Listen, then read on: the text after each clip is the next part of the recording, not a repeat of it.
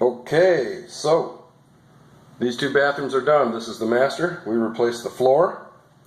We resurfaced the bathtub and its shower surround. Installed a brand new toilet. We saved the vanity and resurfaced it. And we reglazed the vanity top. Didn't have to buy a new one. And installed new shoe molding. Yeah. A renovation like that, and you're talking for one bathroom, well, you can figure it out.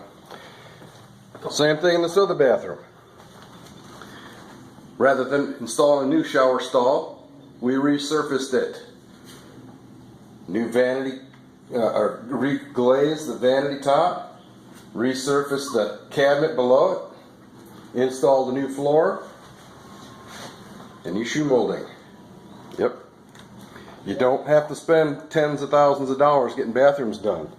Mike, how long have we been working on this job? 2 days. 2 days, in and out, kaboom. So there you go. Bye.